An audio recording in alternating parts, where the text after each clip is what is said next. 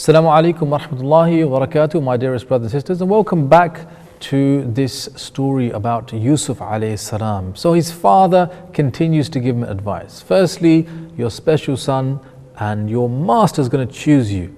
Secondly, he's going to teach you how to interpret dreams. You're going to be so good at interpreting dreams, no one's going to be able to compete with you, and that's going to come to your help so much.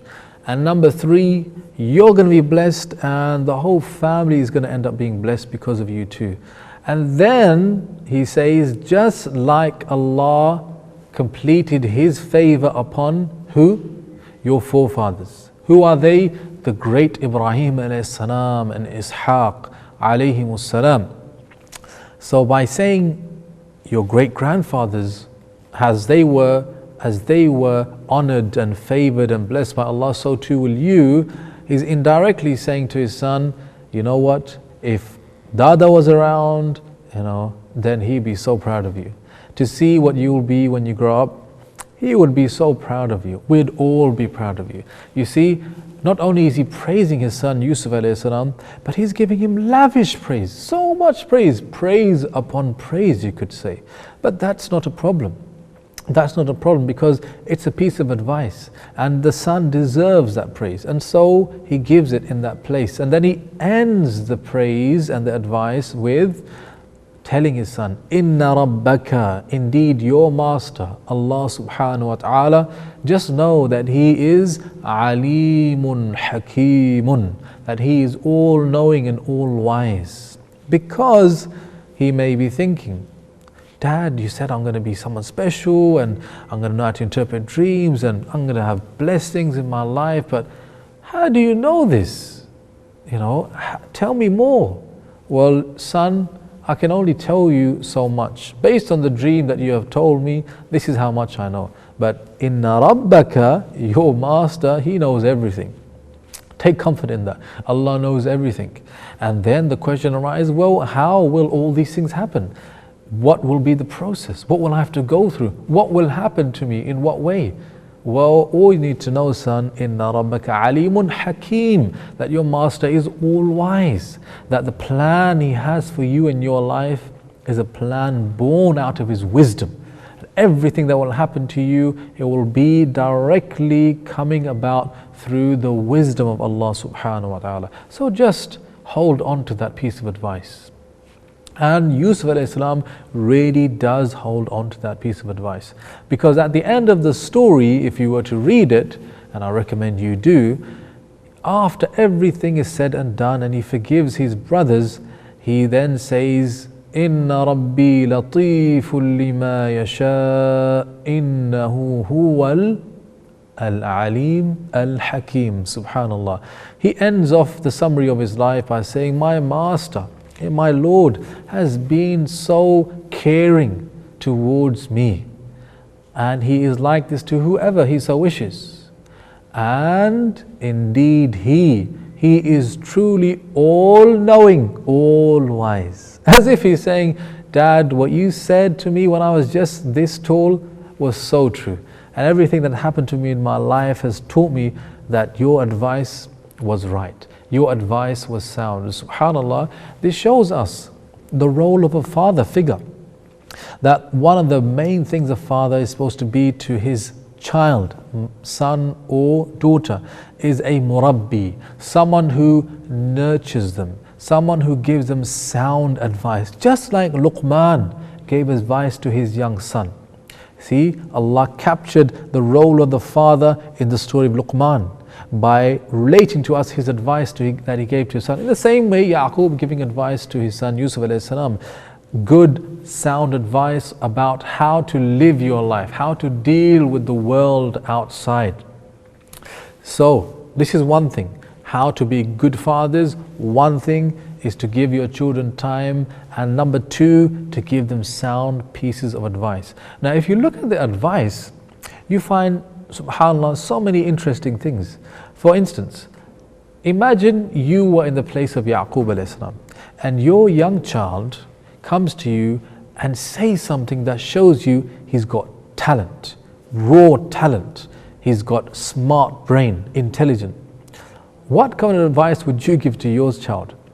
Most of us would say what? Would say, son, daughter, you know what? You're going to go to a grammar school. We're going to make sure you pass your 11 plus. You're going to get into good school, good university, become a doctor. Become a doctor, become a psychiatrist. That's what we want from you, son. Okay? Let's do this. No? Many of us, in fact, do think like this. That the best thing for our children is to become very strong in academia and become professionals. Now that's just a part of success in life. What is the real success? True success? Well, that is the hereafter. That is having your seat in paradise given to you by Allah subhanahu wa ta'ala. And that is being saved from the fire of Jahannam. So look at Yaqub alayhi salam. When he gives his son advice, he, in that conversation, mentions who? Allah. He mentions Allah throughout the advice, as if he's connecting his son's heart back to Allah subhanahu wa ta'ala. That inna rabbaka, your Lord, your master is all-knowing, all-wise. Trust in Allah. Know who Allah is, son. That's what you need to do. And وَكَذَلِكَ يَجْتَبِيكَ رَبُّكَ. And even before then, he's saying, he didn't just say you're going to be someone special. He said, Allah is going to make you special. Don't think that you're some hotshot person now, that you're smart, intelligent, with many credentials to your name. Realize that that came from Allah, your master. And so have a connection with Allah subhanahu wa ta'ala. So he's giving his son advice, encouraging him to be a great person, but recognize that you are a slave of Allah. Be Allah's, live for Allah, be close to Allah subhanahu wa ta'ala. And that subhanAllah teaches us that our priority with our children should be to raise them up to be great worshippers of Allah subhanahu wa ta'ala. And also to give them a vision to be great people. You see, Yaqub alayhi salam, when he gave this advice to his son, he was telling him that you're going to be someone great. You're going to be someone who is going to be admired by others, like your grandfather would be proud of you. So he's giving him the vision, be someone great. But not just a great person in a worldly sense, in both senses. Be great in a worldly sense because you are trying to be great in the hereafter sense. Because you're trying to be a great person before Allah subhanahu wa ta'ala, for Allah subhanahu wa ta'ala. And that is exactly what Yusuf alayhi salam becomes. A great man in a worldly sense, but he becomes great in a worldly sense because he's trying to be great for the sake of Allah. Isn't that true? That he gets the best of he gets the best of the akhirah as well as the dunya. That he becomes the aziz. He gets a top job, the state treasurer of one of the greatest civilizations known to man, the ancient Egyptians.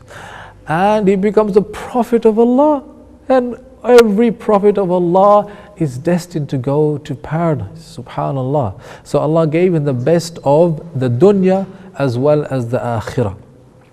And he showed us that if you go back in the life of Yusuf alayhi salam, there was dad. Dad was there giving son a great piece of advice, and that pushed son to be someone great. Despite, subhanallah, all of the challenges that he will go through in his life. Isn't that true?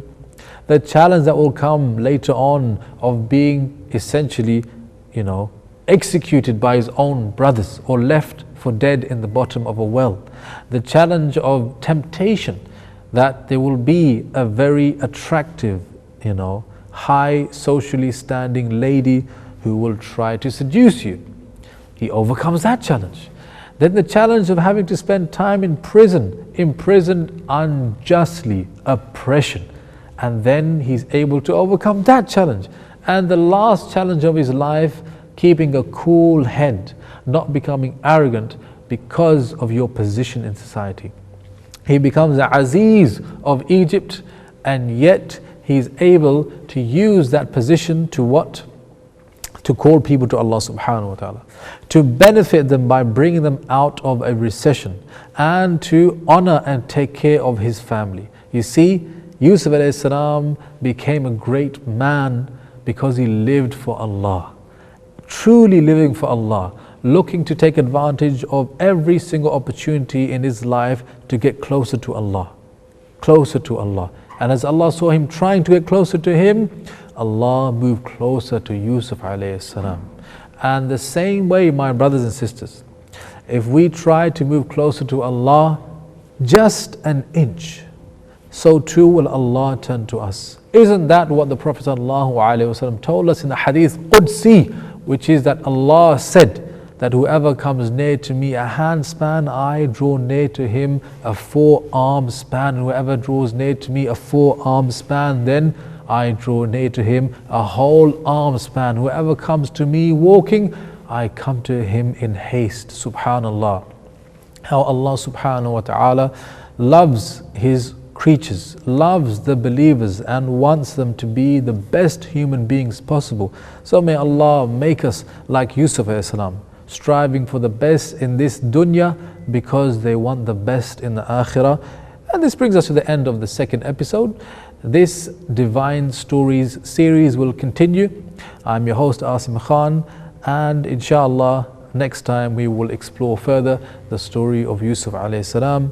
هذا وصلى الله وسلم على نبينا محمد وعلى آله وصحبه أجمعين. السلام عليكم ورحمة الله وبركاته.